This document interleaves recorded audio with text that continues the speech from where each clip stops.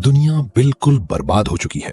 एक जायंट आंख ने अपनी टेंटिकल्स के साथ अचानक प्रकट होकर पूरी अर्थ के चारों तरफ एक बैरियर बना दिया है और सबको अंदर कैद कर लिया है। वैसे अच्छा ही हुआ, वरना सब अपनी अपनी रॉकेट उठाते और मार्स भाग जाते। अब जब कहीं भागने की जगह नहीं बची तो उस आंख ने ह्यूमैनिटी को अपने लिए लड़ने पर मजबूर कर दिया। इसी बीच एक जीनियस ने देखा कि मैजिक बैरियर चमक रहा है, तो उसने सोचा कि क्यों ना एक पूरे के पूरे बैंक से उस शील्ड को तोड़ने की कोशिश की जाए। रिजल्ट, वो बैंक उड़कर वापस उसके ऊपर ही गिरा और उसने दम तोड़ दिया। इस सारे हंगामे के बीच हम मिलते हैं हमारे प्रोटैगनिस्ट लिन हाउ से।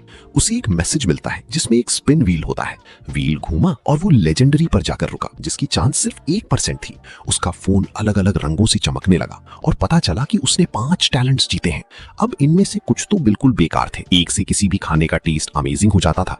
एक से वो 10 मीटर दूर तक बिना किसी स्प्लैश के पेशाब कर सकता था, चाहे हवा कितनी भी तेज हो। और एक ये कि वो हमेशा अच्छे मूड में रहेगा। लेकिन सिर्फ 2 टैलेंट्स काम के थे। एक ने उसके अंदर से सारा डर खत्म कर दिया, और सबसे rare talent, king of soft rice. इसका मतलब था कि हर वो औरत जो उससे ज्यादा ताकतवर है वो उसके प्यार में पागल हो जाएगी। तभी लिन हाउ के सर में एक तेज दर्द होता है और वो देखता है कि लोगों के सर के ऊपर उनकी स्टैट्स दिखाने वाली एक फ्लोटिंग स्क्रीन आ गई है। पूरी दुनिया में सिर्फ वही था जिसके पास इतने सारे टैलेंट्स थे। फिर वो मिलता है एक लड़की से जिसका नाम है लिन शाओ यून। तभी उस फ्लोटिंग आई ने पहले मिशन का अनाउंस किया, एक डंजन जहां रैंडम ग्रुप्स बनाकर मॉन्स्टर्स से लड़ना था।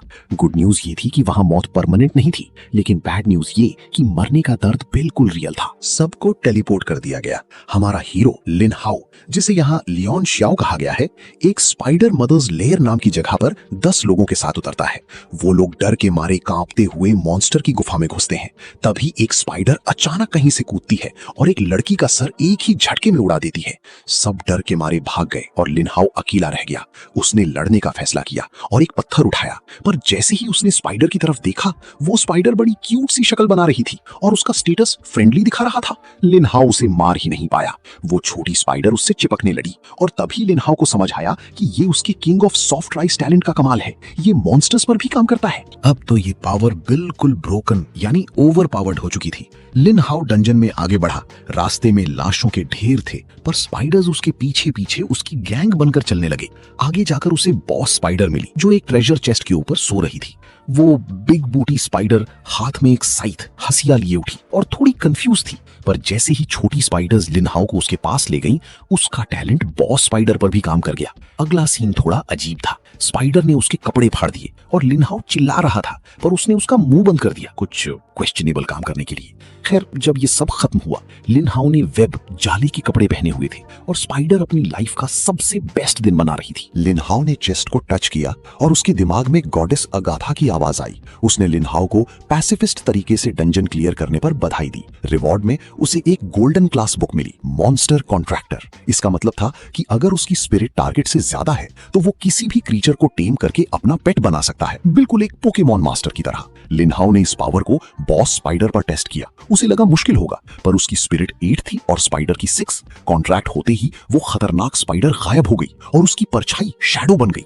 अब वो दुनिया का अकेला इंसान था जिसके पास एक बॉस मॉन्स्टर पेट था। मिशन खत्म हुआ और सब वापस टेलीपोर्ट हो गए।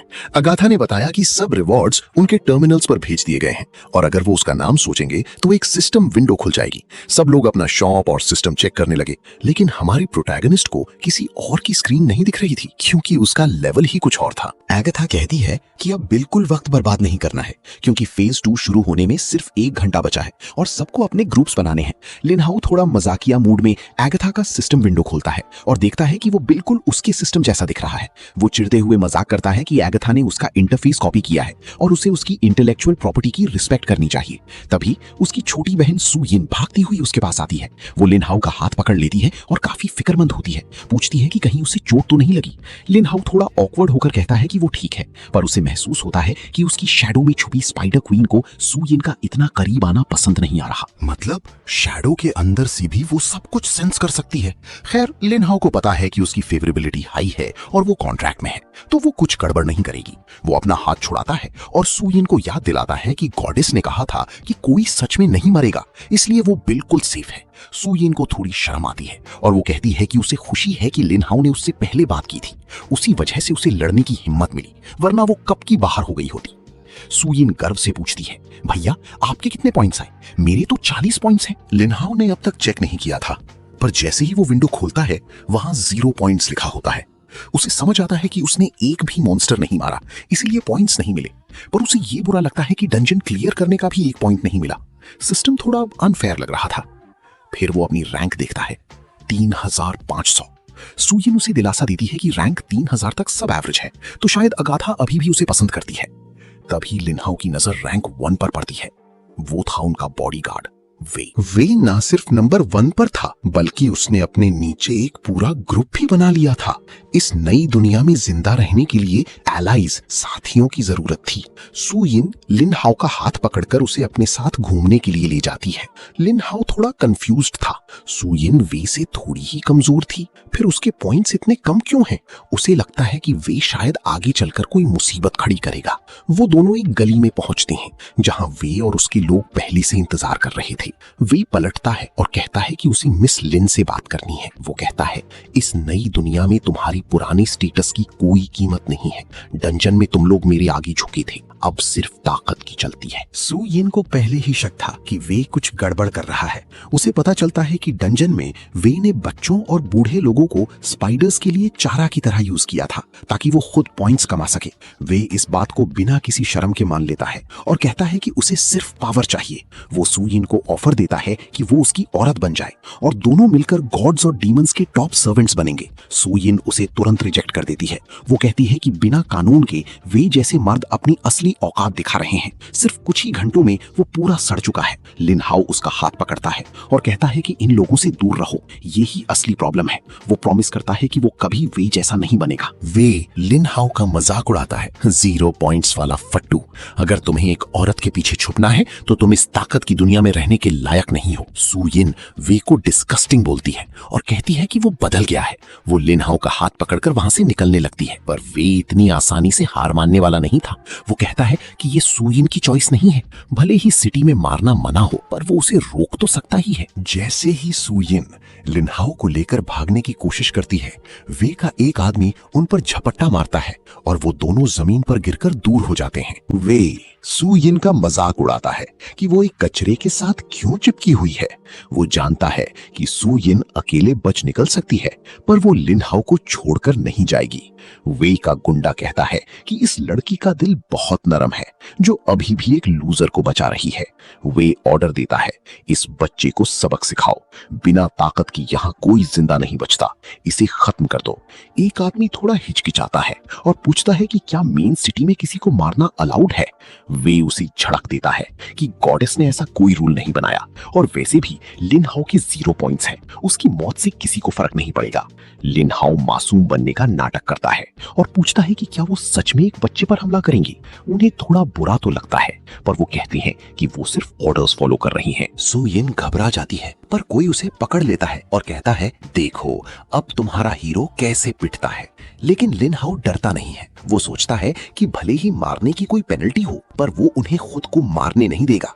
वो शांति से अपनी पावर एक्टिवेट करता है और बूम, अचानक वहां स्पाइडर क्वीन प्रकट हो जाती है, अपने हाथ में बड़ा सा साइथ लिए। सबकी फट जाती है। लोग चिल्लाने लगते हैं, क्या ये वही डंजन वाली बॉस है? वो भागने की कोशिश करते हैं, पर स्पाइडर क्वीन एक ही झटके में उन्हें काट कर रख देती है। वे हक्का बक्का रह गया। उसे समझ नहीं आ रहा था कि डंजन की बॉस यहाँ लिनहाओ की मदद क्यों कर रही है। एक बचा हुआ गुंडा घुटनों पर गिरकर माफी मांगने लगता है, मैं अंधा था, मैं बेवकूफ था, मुझे माफ कर दो। दूसरा गुंडा तो लिनहाओ की तारीफों के पुल बांधने लगता है, पर सुयिन को उन पर बिल्कुल तरस नहीं आता। जब एक आदमी पुरानी दोस्ती का वास्ता देता है, तो सुयिन उसके मुंह पर एक जोरदार मुक्का मारती है। वो उसे लात घूंसों से पीटने लगती है। तुम जैसे लोग मर्द कहलाने के लायक नहीं हो। लिनहाओ को सुयिन का ये अंदाज काफी पसंद आता है। सुयिन उससे माफी मांगती है कि उसकी वजह से लिनहाओ इस लफड़े में फंसा, पर लिनहाओ इसे हंसकर टाल देता है। फिर सुयिन पूछती है कि अब इस पागल वे का क्या करना है। लिनहाओ जानता है कि वे खतरनाक है। ऐसा इंसान जो मुश्किल वक्त में दोस्तों को धोखा दे दे, उसे जिंदा छोड़ना खतरे से खाली नहीं है। वे माफी मांगने का नाटक करता है, पर लिनहाओ का सिस्टम उसे वार्न करता है कि वे के दिमाग में सिर्फ बदला लेने और लिनहाओ को राख करने का प्लान चल रहा है। सिस्टम कहता है वे को अभी मार दो। स्पाइडर क्वीन आगे बढ़ती है। सू यिन को लगता है कि लिन हाउ सच में उसे मार देगा। उसे थोड़ा अजीब लगता है, पर वो बीच में नहीं आती क्योंकि वे ने भी उसे मारने की कोशिश की थी। लिन हाउ दिमाग चलाता है। उसे पता है कि सू यिन को उसका ऐसे कत्ल करना पसंद नहीं आएगा, तो वो एक्टिंग करता है। वे भाई, तुमने काफी सह लिया है, मैं तुम्हें माफ करता हूँ। वे खुश हो जाता है और शुक्रिया कहने लगता है। फिर लिन हाउ स्पाइडर क्वीन से कहता है, ब्रदर वे को मत मारो। वो सू यिन को समझाता है कि कॉन्ट्रैक्ट की वजह से स्पाइडर क्वीन हर उस इंसान पर हमला करती है जो उसके लिए खतरा हो, और वो उसे पूरी तरह कंट्रोल नहीं कर पा रहा। वे चिल्लाता है, ये अनफेयर है, मैं तुम्हें चोट नहीं पहुंचाना चाहता। पर स्पाइडर क्वीन का साइथ नीचे आ रहा होता है। लिन हाउ धीरे से कहता है, जाओ अपने दोस्तों से मिलो ऊपर। ठीक उसी वक्त अगाथा वहां प्रकट होती है। वो डिक्लेयर करती है, इस जगह पर मेरे वॉरियर्स एक दूसरे को नुकसान नहीं पहुंचाएंगे। लिन हाउ कंफ्यूज हो जाता है। उसने पहले ही 3 लोगों को मार दिया था, तब अगाथा ने क्यों नहीं रोका? वे की जान में जान आती है और वो गॉडेस की चाटने लगता है। पर लिन हाउ अगाथा की फेवरेटिज्म चेक करना चाहता था। वो जोर से चिल्लाता है, स्पाइडर वे को मत मारो, पर दिमाग में उसे मारने का कमांड देता है। एगाथा साइथ को हवा में ही फ्रीज कर देती है। वे डर के मारे अपनी पैंट गीली कर देता है, लेकिन जैसे ही स्पाइडर क्वीन रुकती है, वे फिर से शेर बन जाता है। वो लिन हाउ का मजाक उड़ाता है और एगाथा से शिकायत करता है कि लिन हाउ ने 3 लोगों का खून किया है, इसलिए उसे सजा मिलनी चाहिए। सू यिन परेशान हो जाती है कि क्या लिन हाउ फंस जाएगा। वे कहता रहता है कि भले ही लिन हाउ ने खुद नहीं मारा, पर यह स्पाइडर उससे जुड़ी है। अगर इसे हटाया नहीं गया तो ये और लोगों को मारेगी। वे को लगता है कि अगाथा पागल है जो लिन हाउ को बचा रही है। उसे लगता है कि अगर इस लड़के से ये स्पाइडर छीन ली जाए तो इसका सारा गुरूर मिट्टी में मिल जाएगा। दूसरी तरफ हमारा हीरो लिन हाउ फिर से अपना मासूमियत वाला कार्ड खेलता है। वो अगाथा से कहता है, गॉडेस मुझे रूल्स नहीं पता थे और स्पाइडर ने तो बस ब्रदर वी के हमले से मुझे बचाने के लिए ये सब किया। अगाथा अनाउंस करती है कि अब से ये रूल ऑफिशियल है, इस जगह कोई किसी को नहीं मारेगा। वे को अपनी कानों पर यकीन नहीं होता। वो सोचता है, गॉडेस ने सब देखा फिर भी इसे सजा नहीं दी, ये तो खुला धोखा है। लिन हाउ बड़े आराम से स्पाइडर को अपनी शैडो में वापस बुलाता है और सू यिन से कहता है कि अब सब ठीक है। वे का दिमाग फटने लगता है। उसके 3 आदमी मारे गए और लिन हाउ की कोई गलती नहीं। वो गुस्से में चिल्लाता है, ये एल्डर गॉड नाइंसाफी कर रही है। बस फिर क्या था, अगाथा का एक्सप्रेशन बदलता है और एक जोरदार बिजली लाइटनिंग सीधा वे पर गिरती है। ये था अगाथा का जवाब। सू यिन पूछती है कि गॉडेस ने उस पर हमला क्यों किया, तो लिन हाउ मजाक में कहता है, शायद वो शक्ल से बहुत बदसूरत था। सिस्टम लिन हाउ को बताता है कि वो अपने सॉफ्ट राइस टैलेंट की वजह से बच गया, पर उसे आगे सावधान रहना होगा। गॉडेस वहां से चली जाती है। सू यिन थोड़ी इमोशनल होकर लिन हाउ का हाथ पकड़ती है और कहती है, डरो मत, मैं तुम्हारी हिफाजत करूंगी। बेचारी लड़की, वो पूरी तरह लिन हाउ के जाल में फंस चुकी है। उसे लग रहा है कि वो लिन हाउ को बचा रही है, जबकि असली खेल तो लिन हाउ खेल रहा है। लेकिन तभी एगाथा की आवाज फिर गूंजती है, मौत भले ही टल गई हो, पर रूल तोड़ने की सजा तो मिलेगी। अचानक लिन हाउ गुलाबी रंग में चमकने लगता है और एगाथा के टच करते ही वो किसी दूसरी जगह टेलीपोर्ट हो जाता है। लिन हाउ वहां पहुंचकर शिकायत करता है कि एगाथा ने धोखा दिया। वो अपनी स्पाइडर को थपथपाता है और उसे थैंक यू बोलता है। फिर वो सू यिन के बारे में पूछता है, जिससे स्पाइडर थोड़ी जेलस हो जाती है। एगाथा सबके सामने एक बड़ा अनाउंसमेंट करती है। वो बताती है कि डंजन में पॉइंट्स ही सब कुछ हैं।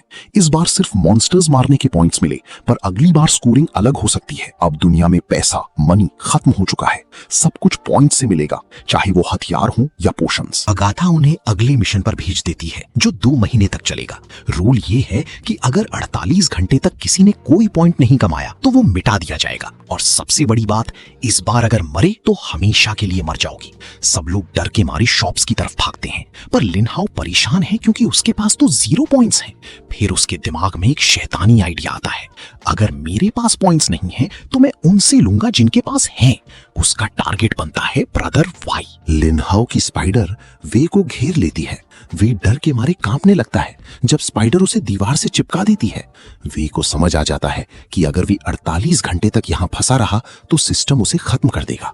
वो गिड़गिड़ाने लगता है और लिन हाउ को डील ऑफर करता है, मेरे पास बहुत पॉइंट्स हैं, मैं माफी के तौर पर तुम्हें पॉइंट्स दे दूंगा, बस मुझे छोड़ दो। क्या वे को समझ आ गया था कि वो फंस चुका है, तो लिन हाउ सीधा पॉइंट पर आता है और कहता है, ठीक है, अपने सारे पॉइंट्स मेरे हवाले कर दो, तभी मैं तुम्हें छोड़ूंगा। पर वे इतनी आसानी से हार नहीं मानता। वो कहता है कि वो कुछ पॉइंट्स देगा, सब कुछ नहीं, क्योंकि उसे भी जिंदा रहने के लिए पॉइंट्स चाहिए। स्पाइडर उसे घूर रही होती है और लिनहाओ को फील हो जाता है कि वे अभी भी बदला लेने की सोच रहा है और सिर्फ ब्लफ कर रहा है।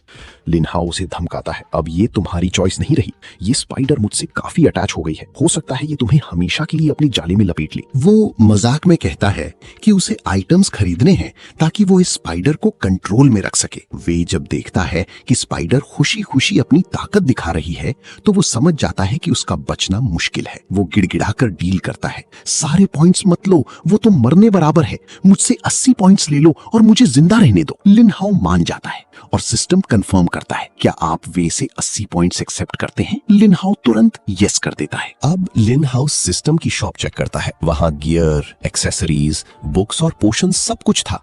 गियर सिर्फ ब्लू रैंक तक ही था और एक्सेसरीज में रस्सी और दवाइयां जैसी सर्वाइवल चीजें थीं।